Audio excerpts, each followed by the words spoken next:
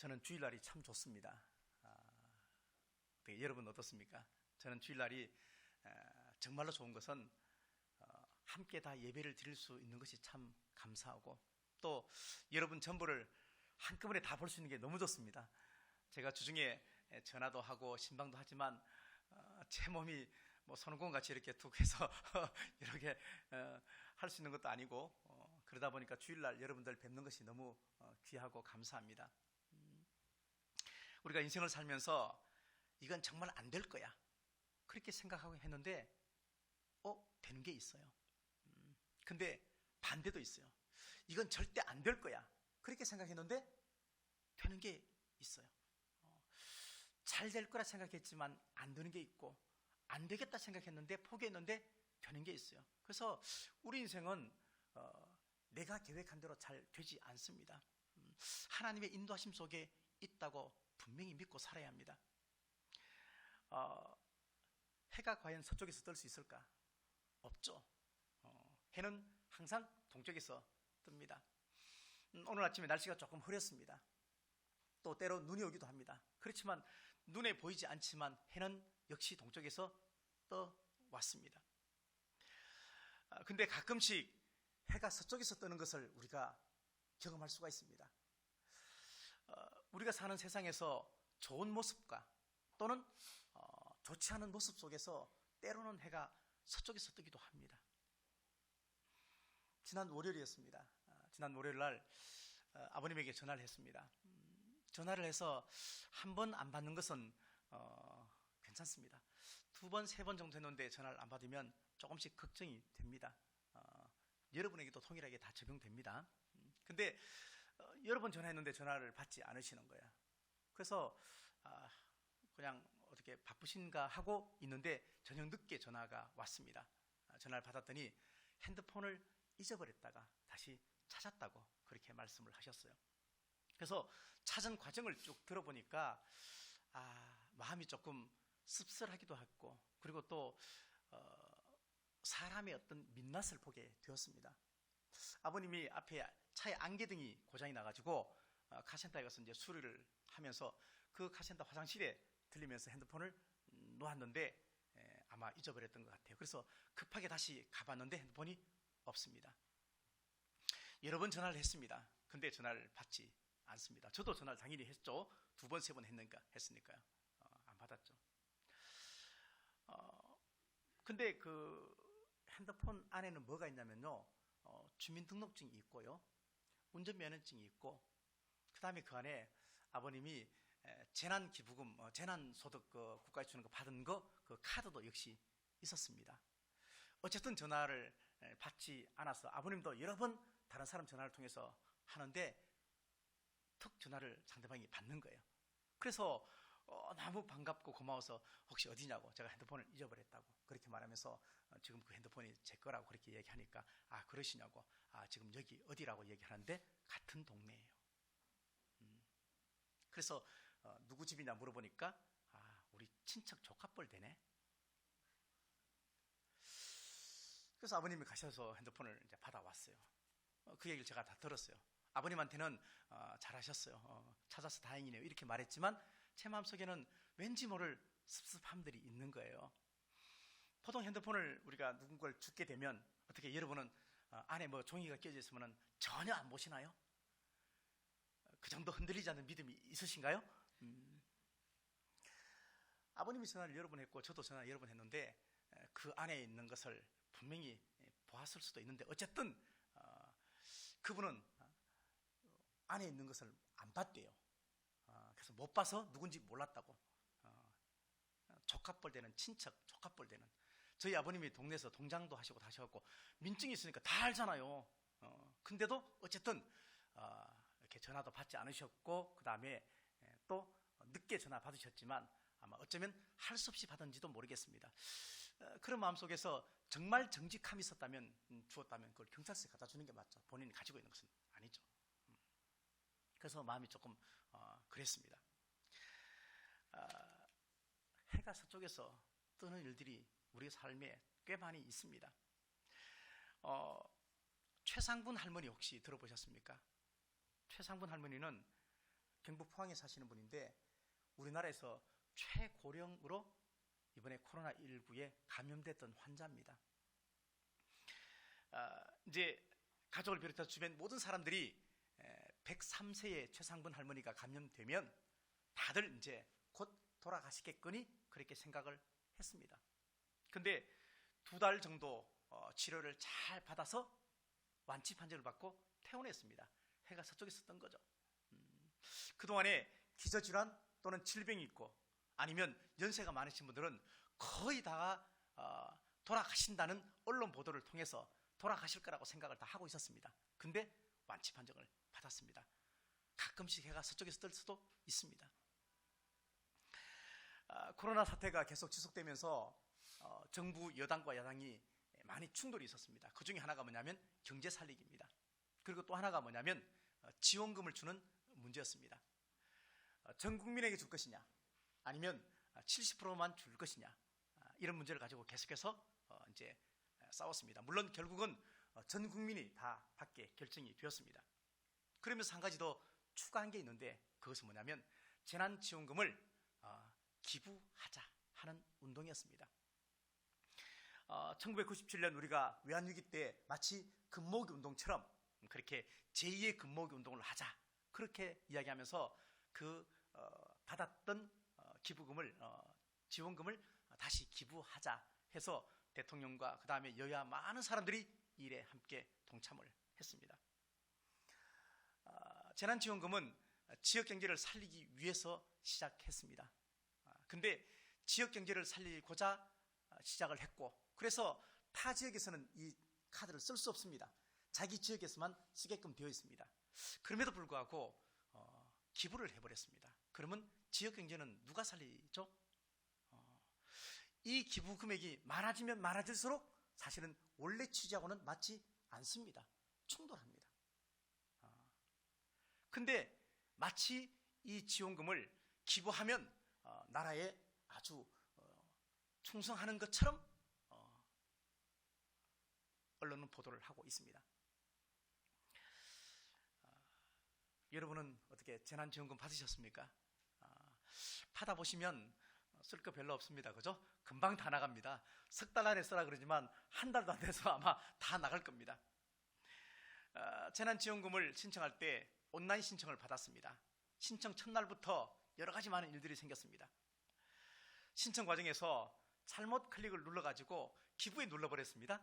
그래가지고 많은 사람이 카드사에 그리고 콜센터에 다시 환급해달라고 전화를 했습니다. 마비가 되었습니다.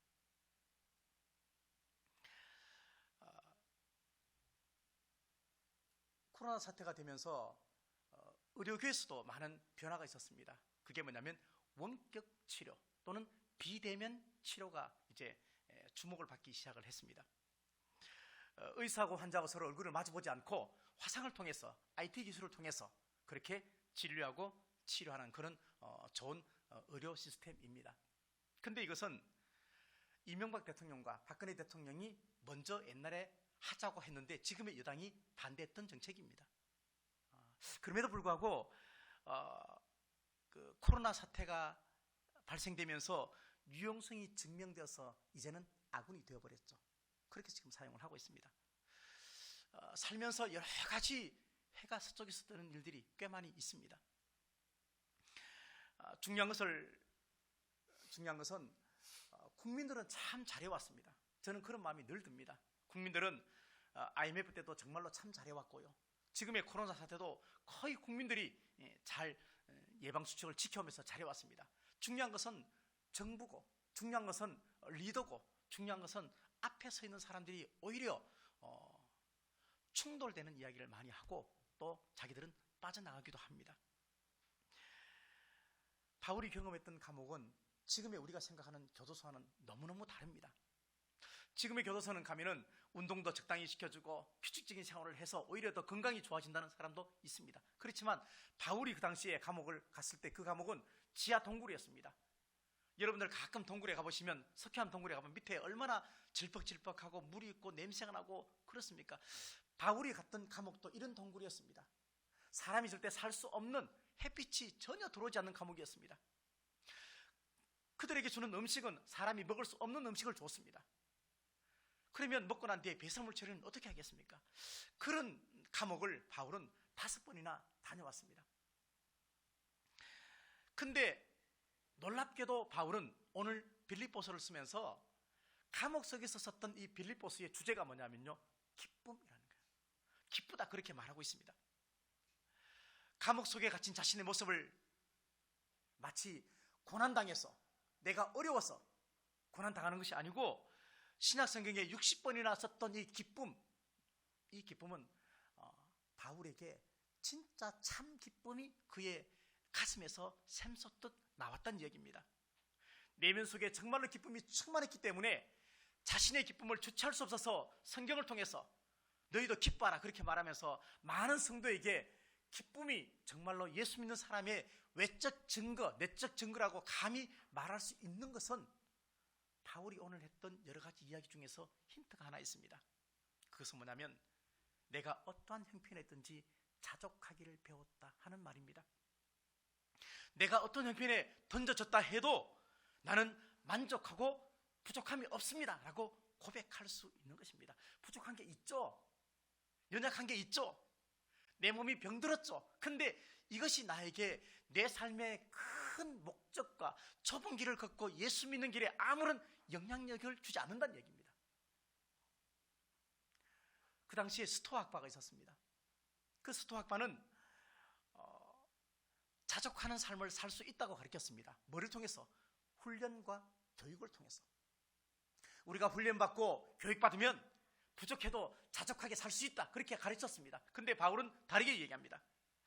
우리의 마음에 빈 공간이 있는데 그 빈 공간에 무엇을 채우느냐 따라 가지고 우리는 건강한 자족함이 있고 건강하지 못한 만족함이 있다는 얘기예요. 바울에게서 샘솟듯 솟아나는 그 기쁨의 샘은, 자족함의 근원은 바로 하나님의 사랑에 있다는 것입니다. 10절에서 바울은 이렇게 고백합니다. 내가 주 안에서 기뻐한다. 내가 주님 안에 있기 때문에 기뻐한다, 그렇게 고백을 하고 있습니다. 그리스도인이 주 안에 있으면, 다른 말로 주님과 사귐을 가지면, 주님과 깊은 영적 교제를 하면, 주님을 내가 가슴에 품고 세상을 살아가면 그보다 더 좋은 것은 없다. 내가 받은 구원을 놓치지 않고 사는 방법은 내가 주 안에 사는 것이다. 내가 정말로 생명의 열매를 맺을 수 있는 것은 내가 주님과 깊이 영적으로 교제하는 것이다. 그럴 때 내가 상황을 이기고 문제를 이기고 뜻을 발견하게 된다, 그렇게 바울은 주장을 하고 있습니다. 그러면서 그렇게 사는 사람의 모습을 12절에서 이렇게 말합니다. 내가 비천에 처할 줄도 알았다, 그렇게 말합니다. 비천이 뭐냐면요, 스스로 낮아져서 겸손하게 되는 것이 비천이 아닙니다. 진짜 비천의 뜻은 뭐냐면, 유리컵이 있는데 유리컵을 그냥 시멘트 콘크리트 바닥에 탁 내던기칩니다. 그러면 당연히 깨지겠죠. 내 삶이 그렇게 깨어지는 한이 있더라도 그것이 하나님의 뜻이라고 믿는다면 나는 괜찮다는 것이 비천에 처해도라는 뜻입니다.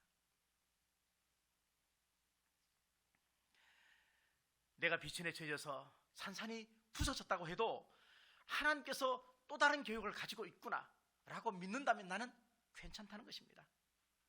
반대로 주 안에 있다면 내가 풍부해져도, 내가 아주 풍요로워도 절대 교만하거나 타락하지 않을 수 있다고 이야기합니다. 내가 지금 가지고 있는 것은, 나의 풍부함은 내가 노력해서 얻은 것이 아니라는 것이죠. 하나님의 주권 속에 있다는 것이죠.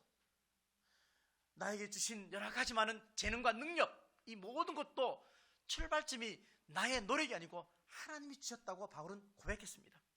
그래서 풍요를 누리다가 만약에 거두어 가시면, 주시는 기간 동안만 내가 선하게 사용을 하고 그 뒤에 거두어 가시면 하나님이 또 다른 계획이 있구나 라고 믿고 사는 것입니다. 그래서 그 마음을 가지고 있으면 내 영혼에 타락이 없고, 그리고 그 마음을 가지고 내가 살아가면 신앙과 마음의 요동함이 없다는 얘기입니다. 그래서 12절 끝에 보니까 일체의 비결을 배웠다. 나는 일체의 비결을 배웠다, 그렇게 말하면서 자족함을 보충 설명을 해주고 있습니다. 어떤 부족하고 결핍된 상황 속에서도 궁핍과 가난 속에서도 일체 비결을 배웠다. 세상 말로 지금 말로 하면 나는 이제 도통했다, 뭐 그런 뜻이겠죠. 나는 이제 다 안다, 괜찮다, 그런 뜻이겠죠. 바울이 일체의 비결을 배웠다 라고 말할 때 여기서 일체의 비결, 이걸 영어 성경에 찾아보니까 시크릿라고 되어 있습니다. 비밀, 그렇게 말합니다. 바울은 뭐냐면 내가 이렇게 자족하고 내가 일체의 모든 비결 또는 부족하고 또 풍부하고 또 궁핍에 처해도 예수 그리스도 안에 있을 수 있는 것은 나만의 비밀이 있다, 그렇게 말합니다. 일체의 비밀이 있다, 그렇게 말합니다. 바울이 어떤 비밀이 있을까요? 어떤 상황에서도 기쁨이 충만했고 어떤 상황에서도 자족했고 일체의 비결을 배운 바울만의 비결이 무엇일까? 그것은 이렇게 말합니다. 내가 주 안에 있는 것이다. 주 안에 있는 것이다. 세 가지를 살펴보려고 합니다. 첫 번째는 환경이나 상황이 주는 결과에 너무 민감하면 안 되겠다는 것입니다. 지나가는 것에 관해서 너무 목숨 걸고 거기에 매달리지 말아야 되겠습니다. 인생의 넓은 그림을 봐야 되겠습니다. 너무 근시안적으로 마치 현미경처럼 봐야 될 때가 있고 망원경처럼 봐야 될 때가 있는데 우리는 거꾸로 사는 거예요. 조금 넓게 보면 되는데 그걸 넓게 보지 못하니까 거기에 너무 집착해서 집요하게 내가 나를 괴롭게 하는 거예요. 현대인에게 가장 큰 우상 중에 하나가 뭐냐면요, 돈입니다. 근데 바울이 생각하는 돈의 개념은 좀 달랐습니다. 뭐냐면 하나님의 일을 열심히 하고 하나님을 가슴에 품고 주 안에 사는 사람에게는 하나님은 필요한 만큼의 물질은 채워준다라고 바울은 믿었습니다. 그래서 그는 후원자를 구하지 않았습니다. 스스로 천막을 키우면서 자비랑으로 선교했습니다. 바울이 생각하는 돈의 의미는 뭐냐면 돈이 많으면 거의 대부분이 타락할 수 있다는 것을 전제로 하고 있습니다. 아마 우리 가운데도 정말 돈이 많다면 하나님을 놓아버릴 사람도 없지 않아 있을 수도 있습니다.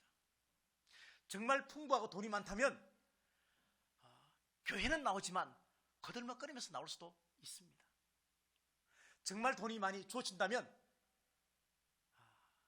다른 사람에게 상처를 주는 말을 서슴없이 할 수도 있습니다.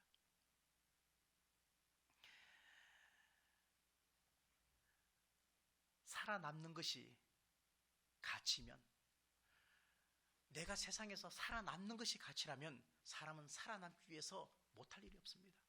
다 합니다. 근데 생명이 가치라면 하지 못할 일이 점점 많아집니다. 막 세상에서 치열한 영적 전투에서 직장생활 속에서 살아남으려면, 내가 살아남는 것이 목적이면요 어떤 일이든지 다 합니다. 근데 생명의 가치를 알고 넓은 큰 그림을 알면요 할 수 없는 일이 점점 많아집니다. 그게 신앙이에요. 바울이 감옥에서 하나님을 찬송했습니다. 스데반이 날아오는 돌을 보면서 그 날아오는 돌이 보이지 않고 예수 그리스도가 왜 보였을까요? 내가 어디에 가치를 두느냐, 여기에 따라서 나는 매이기도 하고 자유로워지기도 합니다. 신앙은 보편주의를 따라갑니다. 보편주의가 뭐냐면 이거예요. 보통 아내가 남편들한테 말을 할 때, 와이프가 남편한테 얘기할 때 밖에서 하는 거에 반만 해봐, 이런 얘기 하잖아, 그죠? 밖에서 하는 거 반만 해봐. 저도 가끔 듣는데 어쨌든 근데 신앙의 보편주의는 뭐냐면요, 안에서도 잘해야 되고 밖에서도 잘해야 돼요. 신앙의 보편주의는 안과 밖이 없다는 거예요. 신앙의 보편주의는 선이 없다는 거예요. 왜? 예수님이 선을 넘어서 오셨어요. 예수님이 하늘에서 땅에 오셨어요. 우리도 우리 신앙이 건강하다면 선을 무너뜨려야 돼요. 약하고 부족하고 쟤는 신앙이 없고 쟤는 교회 잘 나오지도 않고, 이런 선을 넘어뜨려야 하나님 사랑과 이웃 사랑을 실천할 수가 있습니다. 신앙의 큰 그림을 보면 지엽적인 것에 우리의 관심이 없어야 됩니다. 신앙의 보편주의는 해가 서쪽에서 뜨게 만듭니다. 한국 사람이 제일 좋아하는 것이 뭐냐면 공짜잖아, 그죠? 오죽하면 공짜는 양재물도 마신다고 그랬어요. 공짜는 머리가 머리가 된다 어쩌고 그런 얘기도 있습니다. 공짜 복 참 좋아합니다. 작은 먹는 것 때문에 시험 들죠, 그죠? 그거 안 먹어도 되는데 그것 때문에 시험 들고 상처받는 게 우리잖아요. 근데 기독교에서는요, 복을 받을 수 있는 방법이 하나님 앞에 예배만 잘 드려도 복 받는다, 이렇게 말씀을 하고 있어요. 세상의 논리하고는 조금 다릅니다. 성경의 복은 나만이 받는 복이지만 복을 더 확대해서 이야기합니다. 이 말은 뭐냐면 가문의 복을 이야기합니다. 그래서 하나님이 자기를 계시할 때, 드러낼 때 어떻게 말씀하셨느냐? 나는 아브라함의 하나님, 이삭의 하나님, 야곱의 하나님, 그렇게 말했습니다. 아브라함과 이삭과 야곱이 3대입니다. 할아버지, 아버지, 손자입니다. 근데 이들이 어떻게 복을 받았느냐? 3대가 복을 받았지만 가장 결정적인 이유가 뭐냐면요, 이들은 다 예배자였다는 것입니다. 창세기 22장 말씀 보니까 내 아들 독자도 아끼지 아니하였은즉 내가 내게 복을 주고 내 씨가 크게 번성하여 하늘의 별과 같이 바다의 모래와 같이 하리니 내 씨가 내 대적의 성문을 차지하리라. 또 내 씨로 말미암아 천하 만민이 복을 받는다라고 얘기하면서 할아버지 아브라함은 자기 아들 이삭을 하나님께 바치는 순종의 제사를 드렸습니다. 순종의 예배를 드렸습니다. 아버지 이삭은 창세기 26장에서 하나님의 이름을 부르면서 희생의 제사를 드렸습니다. 나는 내 아버지 아브라함의 하나님이니 두려워하지 말라. 내 종 아브라함을 위하여 내가 너와 함께 있어 내게 복을 주어 내 자손이 번성하게 하리라 하신지라. 이삭이 그곳에 제단을 쌓고 여호와의 이름을 부르며 거기 장막을 쳤더니 제단 쌓고 제사를 드렸어요. 예배를 드렸어요. 그 손자 야곱은 창세기 35장에 보니까 결단의 예배를 드렸습니다. 나는 전능한 하나님이라 생육하며 번성하라. 한 백성과 백성의 총회가 내게서 나오고 왕들이 내 허리에서 나오리라. 내가 아브라함과 이삭에게 준 땅을 내게 주고 내가 내 후손에게도 그 땅을 주리라. 그렇게 말하면서 정말로 별 볼 일 없었던 아브라함과 이삭과 야곱 3대 가문에 복을 준 것은 예배자로 살았기 때문에 주었다라고 얘기를 하고 있습니다. 우리가 예배를 선택한다는 것은 단순히 어떤 공간에 오는 것이 아닙니다. 생명을 선택한 것입니다.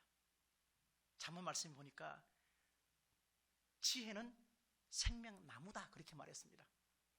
우리한테 정말 참된 지혜가 있다는 것은 하나님을 선택했던 것이고, 가장 좋은 선택은 하나님을 믿는 것이고, 그리고 예배자로 삶을 살면 하나님이 반드시 복을 주겠다, 그렇게 약속을 하셨습니다. 두 번째는 뭐냐면요, 이 순간을 즐겨야 한다. 마음껏 내 마음대로 사는 게 아닙니다. 이것은 뭐냐면 자유한다는 뜻입니다. 하나님의 숨은 뜻과 하나님의 드러난 뜻에 순종하고 지금 내 마음을 하나님에게 맡기고 삶을 믿고 의탁하며 살아야 한다는 것을 얘기합니다. 웨스트민스터 신앙 고백서에 인생의 제일 가는 목적이 뭐냐라는 질문이 있습니다. 인생의 제일 가는 목적이 뭐냐? 그렇게 물었을 때 거기서 말하는 답은 하나님 앞에 영광을 돌리고 하나님을 영원토록 즐거워하는 것이다, 그렇게 말합니다. 하나님을 즐거워하는 것이다. 이것을 바꾸고 말하면 하나님 안에서 내가 지금 즐기는 것입니다. 하나님 때문에 모든 것이 괜찮다는 이야기입니다. 시골에 살다가 도시로 이사 갔어요. 가면은 이렇게 미연도 많고 시끄러워서 내가 어떻게 살아? 도시에 살다가 시골 가면은 이렇게 적막한데 내가 어떻게 살아? 도시로 이사 가면 여기서 내가 수많은 사람을 만날 것인데 여기서 내가 할 일이 있겠구나. 시골로 이사 가면은 참 조용한데 조용하지만 여기서 하나님이 나에게 뭔가 요구하는 것이 있겠구나. 그렇게 생각하는 것이 즐기는 것입니다. 즐기는 것입니다. 봄에 등산을 가면 꽃이 막 피어 있잖아, 그죠? 그러면 너무 이쁘고 참 좋습니다. 그 꽃들을 보면서 꼭 한마디 말을 붙이죠. 이런 데는 가을이 오면 더 좋은데 아니, 지금 좋으면 지금 좋은 거잖아요. 가을 되면 가을에 또 즐기면 되잖아요. 지금의 현실 세계 속에서 내 안에서 하나님을 즐거워하고 믿음대로 살면 내일도 보장받는 것입니다. 내일의 소망과 희망이 아무리 커도 오늘 내가 정직하게 살지 못하면 내일이 없어지는 것입니다. 사도행전 16장에 보면 바울과 실라가 빌립보 감옥에 갇혔습니다. 진짜 누릴 게 하나도 없습니다. 감옥에서 뭘 하겠습니까? 근데 바울은 그 안에서 하나님을 즐거워했습니다. 하나님을 가슴에 품고 즐거워하니까 찬송이 나왔습니다. 그래서 사도행전 16장 25절 말씀에 한밤중에 바울과 실라가 기도하고 하나님을 찬송하며 죄수들이 듣더라, 그렇게 말을 하고 있습니다.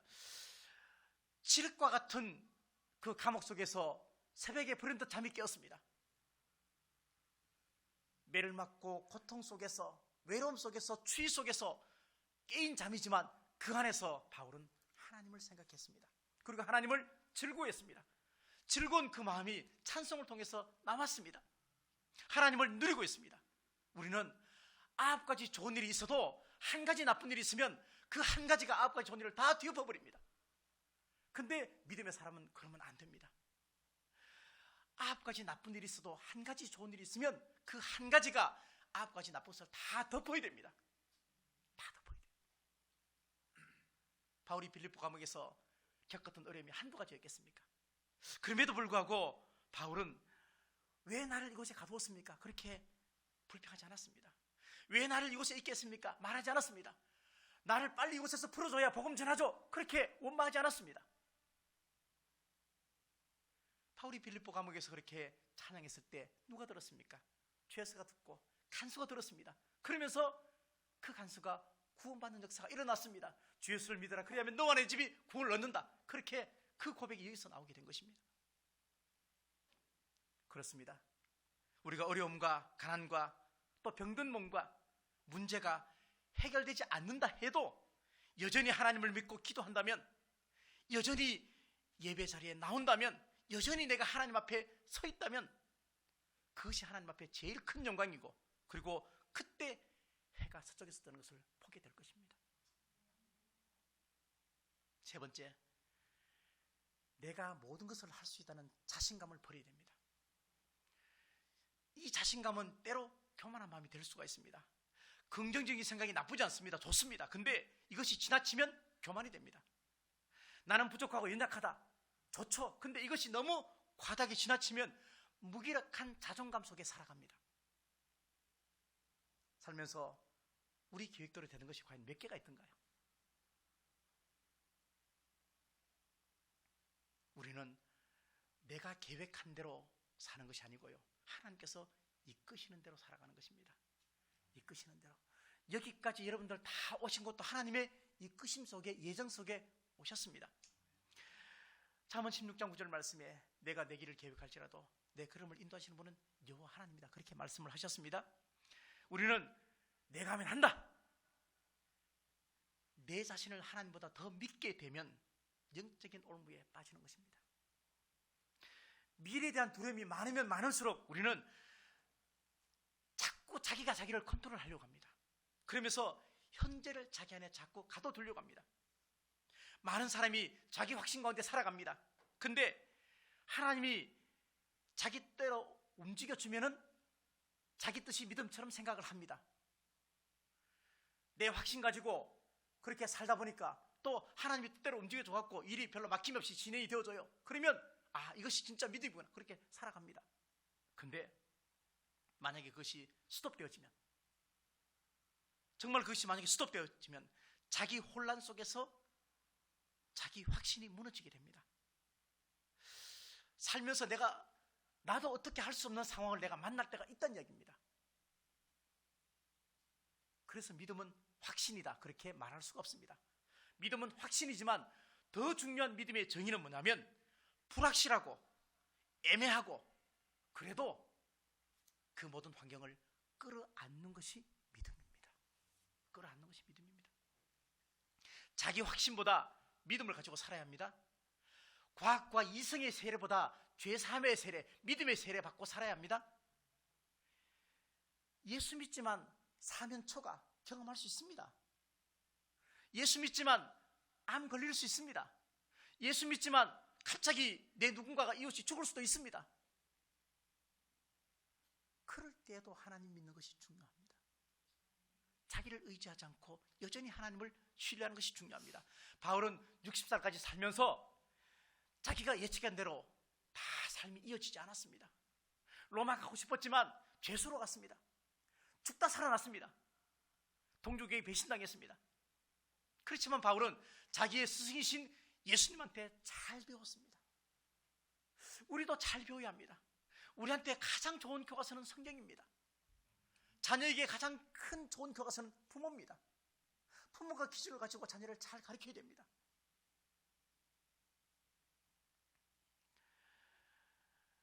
바울은 그렇게 고백했습니다. 나의 나 된 것은 하나님의 은혜다. 그렇게 고백했습니다. 너무나 귀한 고백이에요. 우선은 내가 나를 조금씩 신뢰하십시오. 내 삶을 여기까지 하나님이 인도하셨구나 라고 믿으셔야 돼요.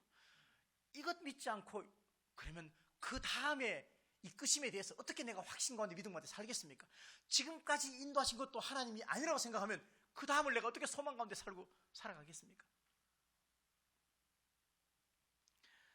하나님의 뜻을 멀리서 찾으면 안 됩니다. 항상 기뻐하라, 쉬지 말고 기도하라, 범사에 감사하라. 이 좋은 약속의 말씀을 누가 지켜야 합니까? 이렇게 좋은 말씀이 있지만 이 말씀을 지키는 존재가 내가 돼야 되죠. 우리가 지켜야죠.